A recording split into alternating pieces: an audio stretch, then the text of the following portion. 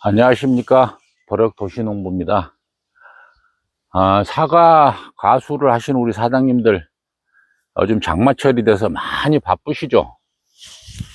저 역시도 이제 2차 적과 거리 적과를 마치고 본격적으로 이제 사과가 비대해지는 시기가 돼서 여러 가지로 신경을 쓰고 있는데, 저번 영상에도 말씀을 드렸지만 이렇게 가지가 한 20cm 되네요. 밑으로 이렇게 내려오면 꽃눈이 왔지 않습니까? 꽃눈이 아주 튼실하게 왔죠.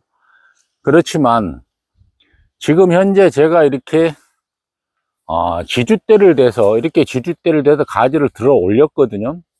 왜 그러냐 그러면은 과일들이 햇빛을 충분히 받을 수가 있어야 되고, 또 이렇게 바람이 불더라도 통풍이 어느 정도 완벽하게 돼야 되는 상황이고, 과일 자체가, 열매 자체가 충분하게 비료를 치시면, 영양제나 비료를 치시면 또 맞아야 되고요. 칼슘 같은 경우도 열매에 주는 비료이기 때문에 전체가 다 이렇게 흠뻑 젖어야 되는 그런 시점이 돼서 이렇게 다 들어 올렸습니다. 들어 올리고 지금부터는 아마 7월달 내내 이렇게 가지가, 성목들은, 처지는 가지들은 들어 올리는 작업을 매일같이 해야 되는데, 오늘 제가 이제 잠시 여러분들한테 설명을 해드릴 부분들은 장마철에 어떻게 방제를 해야지 좋은가 하는 그런 부분들 제가 잠시 언급을 해드리려고 합니다. 왜 그러냐 그러면 제하고 소통하는, 그렇게 이제 과수 농가를 지시는 분들이 이제 몇 분 계시는데, 제가 이제 여러 가지로 얘기를 종합을 해보면 상당히 농약에 대해서 많은 고민을 하고 계시는 것 같아요. 저도 마찬가지고요. 저도 마찬가지인데, 장마 때 되면 저는 거의 이제 보호살균제 위주로 중간 방제를 많이 합니다. 그러는 이유가, 우리가 지금 7월달, 8월달, 6, 7, 8월달에 제일 겁내는 게 탄저병, 갈반병, 견무늬 썩은 병을 제일 우리가 이제 고민을 많이 하거든요. 근데 고민을 많이 하는 이유가, 매년 그 병으로 인해서 많은 피해를 봅니다. 그래서 이제 알고도 당하는 게 그 병이죠. 그렇지만은 당하더라도 우리가 최소한으로 좀 당해야 되지 않겠습니까? 그래서 올해는 제가 이제 보호살균제를 어제도 이제 살포를 했고요. 또 한 가지는 저는 이제 5월 달부터 5, 6, 7 이렇게 이제 계산을 하고 있고, 또 9월 달, 10월 달 계산을 하지만, 지금 이렇게 보시면 킬레이 칼슘이라고 이 제품을 저는 상당히 자주 애용을 하고 있습니다. 보시면 아미노산, 붕소, 미네랄, 칼슘 이런 식으로 이제 혼합이 되어 있는 건데요. 칼슘을, 염화칼슘을 선호하시는 분들도 있습니다. 하지만 염화칼슘은 농도가 진하기 때문에 잘못 희석을 하면 약해를 입을 수가 있고, 또한 염화칼슘은 혼용을 하기가 좀 어렵죠. 그래서 물론 모든 게 비료 성분이나 농약 성분은 단용 살포를 하시는 게 좋지만, 그래도 시간과 노동력을 절감을 하기 위해서 혼용을 많이 하는데, 저는 한번 염화칼슘으로 인해서 약해를 입은 적이 있습니다. 그래서 그 이후로는 거의 그렇게 염화칼슘, 질산, 초산칼슘 이런 건 잘 사용을 하지 않고, 이렇게 혼용된 이런 칼슘을 많이 사용을 합니다. 이렇게 많이 사용하고, 또 한 가지는 하나의 이렇게 비료 성분의 이제 액상이 또 몇 가지 정리가 돼 있어서 저는 사용을 하고 있고요. 이제 어제 또 살포를 했지만, 보호살균제는 저는 이제 종합살균제 가지고, 이게 사과로 따지고 보면 탄저, 견무늬, 갈색무늬, 그러니까 갈반병, 이거에 이제 효능이 있다고 그래서 사용을 하고 있는데, 보편적으로 우리가 농협이나 능금조합을 통해서 농약을 이렇게 보고를 많이 받는데, 적게는 3가지, 많게는 5가지 정도의 이렇게 약이 나옵니다. 그래서 참 어쩔 때는 알면서도 약을 살포를 하고 있고, 그렇지 않으면 또 반납을 시키는 경우도 있는데, 오늘은 제가 보호살균제에 대해서 잠깐 언급을 해드리면, 농사에서 보호살균제가 무엇인가, 보호살균제, 우리가 타이틀은 알지만 깊이 들어가 보면 아는 내용들이 많이 없습니다. 그래서 간단하게 우리가 그 백과사전이라는 걸 찾아보면, 병균이 식물처에 침투하는 것을 막기 위해서 우리가 살균제를 많이 살포합니다. 그 다음에 석회 보르대액도 있죠. 구리분제, 유기유황제 따위가 있는데, 과일 농사를 이렇게 짓게 되면은 제일 손쉽게 접하는 게 살균제죠, 살균제. 그래서 우리가 여러분들이 많이 아시는 다이세넴 45, 뭐 다코닐, 안트라콜, 이런 부분들이 있고, 트로할로 메칠 치오제라는 것도 있어요. 그게 이제 캡틴, 머판, 뭐 이런 거, 그다음 베프란, 델란, 이런 방제들이 많이 사용하고 있습니다. 그래서 흔히들 전문가분들이 6월 달에는 뭐 델란을 뭐 살포를 해줘라, 뭐 이런 식으로도 권장을 많이 하고 있고, 실질적으로 또 농가에서도 그렇게 사용을 많이 하고 있습니다. 그래서 살균제 작용기작에 대해서는 핵산합성이라는 그런 그 성분이 들어가 있는 상황에서 그걸 저해를 시킵니다. 그래서 세포 분열을 저해를 하고, 호흡을 저해를 하고, 아미노산 단백질 그 합성 저해하고, 그래서 이렇게 수많은 그 보호살균제가 분류가 되어 있습니다. 쉽게 말해서 우리가 약품을 받아보면 가나다라로 이렇게 나눠져 갖고 있는 그런 상황들이 있는데, 그 부분까지도 우리가 전부 다 보고 약제를 살포하는 사람들은 아마 없을 겁니다. 그래서 지금 제가 사용한 부분이 그룹 4.1 살균제입니다. 여기 보시죠? 그룹 4.1 살균제. 그러면은 탄저병, 견무늬 썩은 병, 갈반병. 근데 제가 사용하는 거는 쉽게 말해서 스테롤 생합성을 저해를 시켜줍니다. 그래서 이 약품을 저는 이제 많이 사용을 하고 있고요. 모든 세상 이치가 그렇습니다. 알면 알수록 어렵고, 모르면 더 어렵고, 농사를 지으면서 공부를 안 한다 그러면은 또 그것도 말이 안 되지만, 우리가 보고 듣고 눈으로 보는 것만으로도 공부가 충분히 될 수가 있겠지만, 그게 한계가 있죠, 한계가. 그래서 틈틈이 공부하고 제가 정리를 해서 올리는 거니까 우리 고수님들의 많은 지적 부탁드리겠습니다. 그러면 보온살균제란 무엇인가가,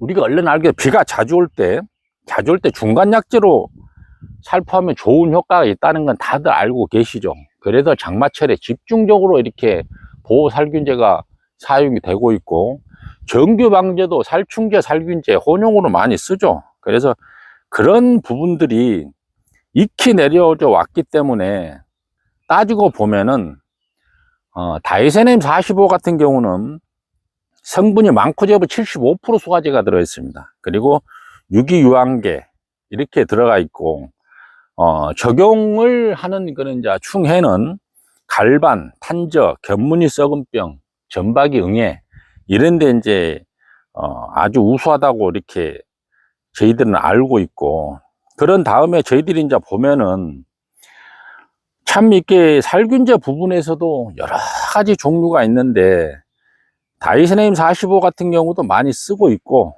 또 우리가 델란도 많이 쓰고 있죠. 그래서 저는 이제 그런 약품보다는 내가 내 스타일에 맞는 약품, 그래서 저런 약을 쓰고 있고, 그 다음에 또 많이 쓰시는 약들이 다코닐이라는 또 그 성분의 살균제가 있습니다. 이것도 마찬가지로 탄저, 견무늬 썩은병, 전무늬 낙엽병에 이제 이렇게 예방 효과가 있다고 그러는데, 모든 병이라는 것은 사람도 마찬가지입니다. 걸리면 치유하기가 시간과 돈이 많이 들죠. 치유가 안 되는 그런 병들도 있고, 그래서 요즘에는 치료제가 있다가 없어지는 그런 농약들이 많아졌기 때문에 불안병 같은 경우도 한번 걸리면 치료제가 없기 때문에 서서히 나무가 고사를 하죠. 그래서 그런 부분들이 애로사항이고, 탄저 견무니 갈반 뭐 이런 병들은 한 해 농사만 망치는 게 아니고, 갈반병 같은 경우는 한번 걸리면 그 다음 농사까지도 문제가 생깁니다.